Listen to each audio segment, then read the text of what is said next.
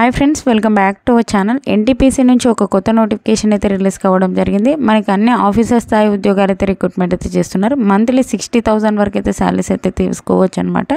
AP, Telangana male or female ప్రతి ఒక్కరు అయితే ఒక పోస్టులకి అయితే అప్లై అయితే చేసుకోవచ్చు.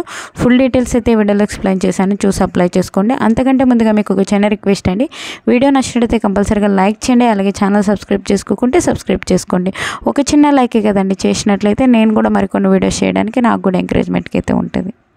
మన ఛానల్ నుంచి జెన్యూన్ అప్డేట్స్ అయితే వస్తూ ఉంటాయి కాబట్టి ఛానల్ సబ్స్క్రైబ్ చేసుకుని గంట సింబల్ ఆన్ చేసి పెట్టుకున్నట్లయితే నేను చేసే ప్రతి ఒక్క వీడియో మీకు అయితే అందుతుంది అనమాట.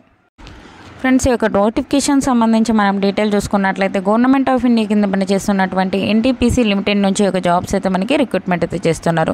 ఈ యొక్క జాబ్కి సంబంధించి మనం అప్లై చేసుకోవాలి అంటే మనకి అప్లై చేసుకోవడానికి లాస్ట్ డేట్ వచ్చేసి మనకి March 1 వరకు అయితే ఉంది. మనకి ఆన్లైన్ అప్లై డేట్ వచ్చేసి మనకి ఆల్రెడీ స్టార్ట్ అయిపోయిందండి. February 15 నుంచి అయితే స్టార్ట్ అయిపోయింది. లాస్ట్ డేట్ వచ్చేసి మనకి March 1 వరకు అయితే ఉంది. ఆ లోపల అయితే ఒక పోస్టులకి అయితే అప్లై అయితే చేసుకోవాల్సి అయితే ఉంటుంది అనమాట. ఈ యొక్క పోస్టులకు సంబంధించి మనం అప్లై చేసుకోవాలి అంటే అప్లికేషన్ ఫీజు దాని డీటెయిల్ చూసుకున్నట్లయితే మీరు కనుక SC, ST, physical handicapped, ex service man, female వాళ్ళైతే ఎటువంటి ఫీజు అయితే లేదండి.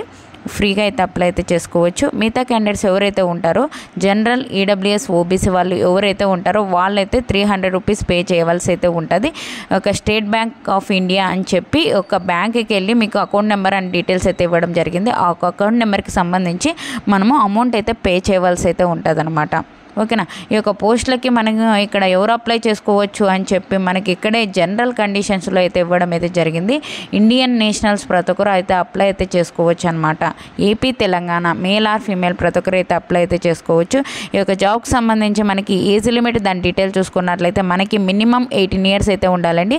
మ్యాక్సిమం 35 ఇయర్స్ వరకు ఉన్న ప్రతి ఒక్కరు ఈ యొక్క పోస్టులకి అయితే అప్లై అయితే చేసుకోవచ్చు అనమాట. అలాగే మీరు కనుక SC, ST కేటగిరీ వాళ్ళైతే 5 ఇయర్స్ అయితే ఏజ్ రిలాక్సేషన్స్ అయితే అప్లికబుల్ ఉంటాయి. OBC వాళ్ళకి 3 ఇయర్స్, అలాగే ఫిజికల్ హ్యాండిక్యాప్ 10 ఇయర్స్ వరకు అయితే ఏజ్ రిలాక్సేషన్స్ అయితే అప్లికబుల్ అయితే ఉంటాయన్నమాట.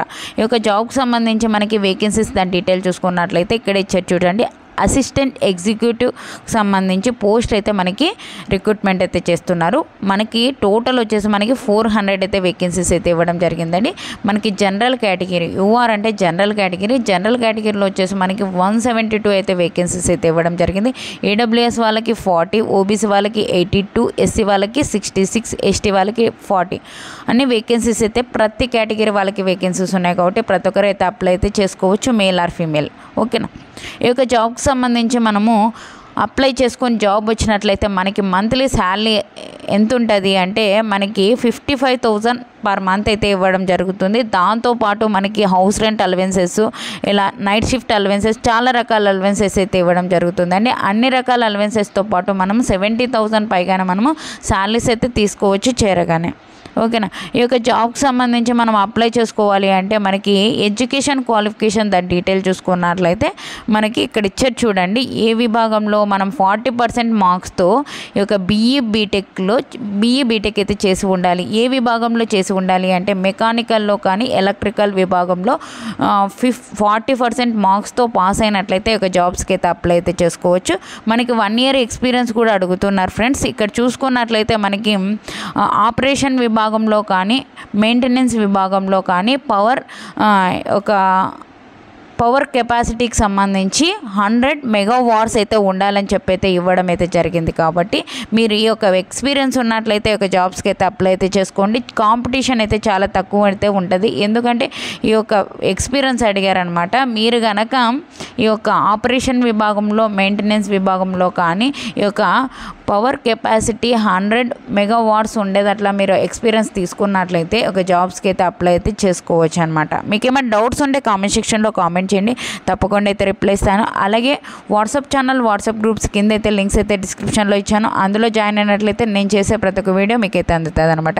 ఈ వీడియో నచ్చినట్లయితే మరీ చెప్తున్నాను అనకుండా లైక్ చేసి సబ్స్క్రైబ్ చేసుకొని గంట సింబల్ ఆన్ చేసి పెట్టుకున్నట్లయితే నేను చేసే ప్రతి ఒక్క వీడియో మీకు అయితే అందుతుంది. మన ఛానల్ నుంచి జెన్యూన్ అప్డేట్స్ అయితే వస్తూ ఉంటాయి కాబట్టి కంపల్సరీగా అయితే సబ్స్క్రైబ్ చేసుకొని గంట సింబల్ ఆన్ చేసి పెట్టుకోండి.